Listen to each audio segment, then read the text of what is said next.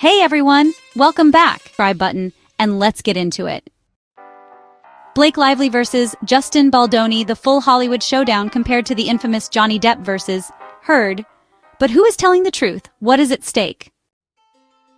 Let's rewind to the production of the hit romantic drama It Ends With Us, a film that was a box office success, grossing $351 million worldwide on a modest budget.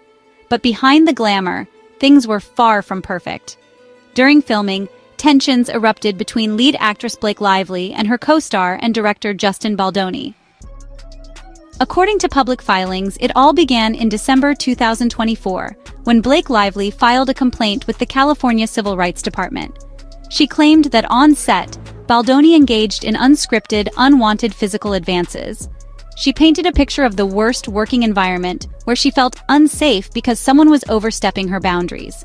Lively alleges that this wasn't just one awkward moment, it was part of a hostile work environment, and she even alleged that some women on set filed complaints with the relevant department on the same.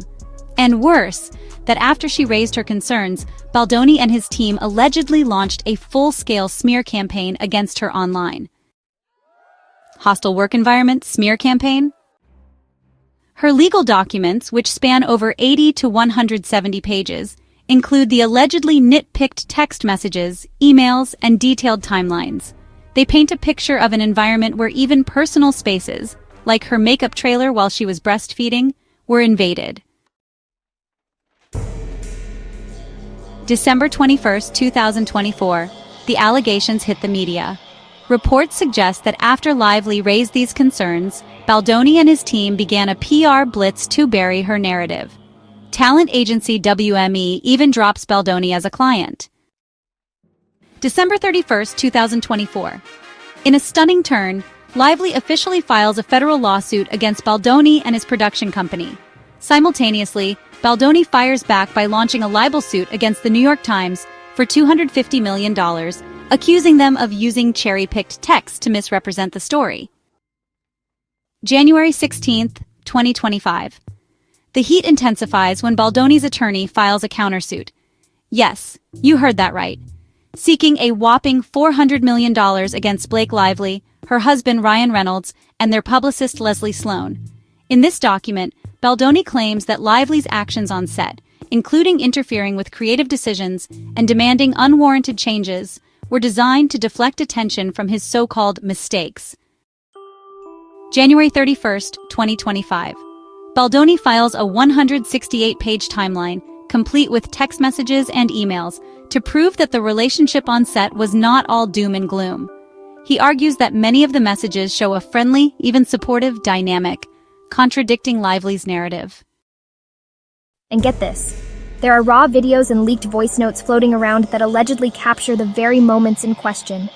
In one infamous clip, during what was supposed to be a slow dance scene, Lively claims that Baldoni inappropriately touched her.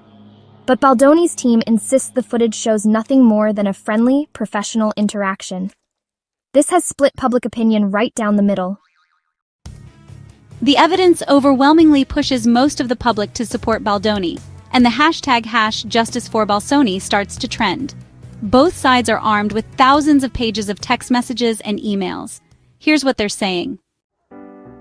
On the left side, we have Blake Lively's evidence.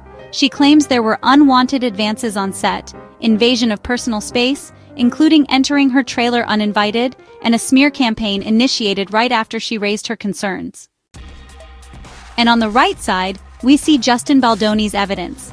He presents texts that suggest a collegial, friendly relationship, messages indicating that certain interactions were consensual, and allegations that Lively herself disrupted production with creative demands.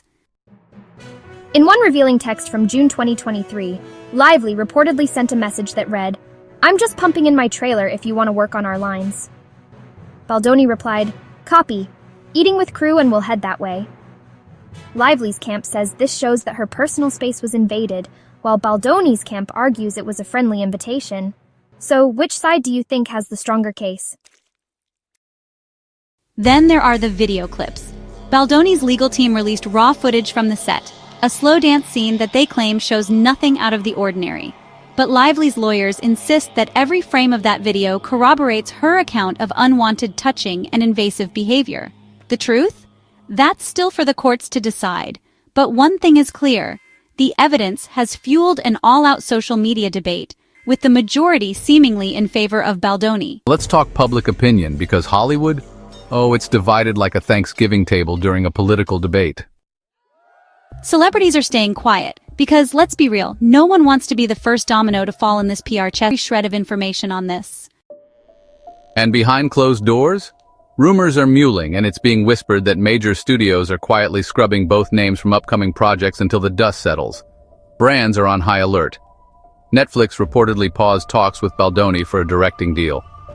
Meanwhile, insiders claim Lively's reps are fighting to salvage her image with carefully timed public appearances. And yes, even planning a major tell-all sit-down. Oprah, anyone? So what happens either of them loses in court? Let's break it down. If Blake Lively loses, well, the fallout could be significant.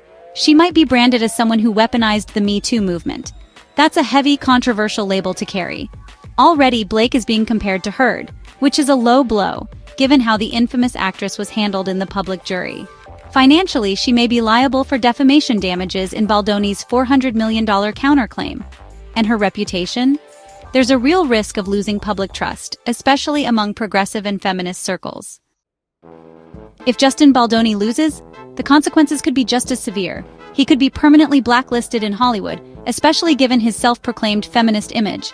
Then there are the civil and financial damages, lawsuits, settlements, legal fees, the works, and his legacy. His inspirational Man Enough brand might become a meme for all the wrong reasons. It's like watching two beautiful people play chess on a volcano. No matter who wins, someone's getting burned. But wait, what if this case is deeper than it seems? There are whispers, unconfirmed but persistent, that Lively and Baldoni's off-screen chemistry went beyond just method acting. That maybe what started as flirtation became a fight for who controls the narrative. Some insiders claim text messages left out of both lawsuits paint a different picture, but we may never know unless more leaks surface. So here's the real tea. This case isn't just about Blake versus Justin. It's about power, image, reputation, and the terrifying gray area where fame and truth collide. And you, yes you watching this, are the jury of public opinion. Drop your thoughts in the comments. #Team Blake or #Team Justin? Or do you think they're hiding something? Smash that like button, subscribe for updates on the trial, and don't forget to stay messy, because Hollywood always is.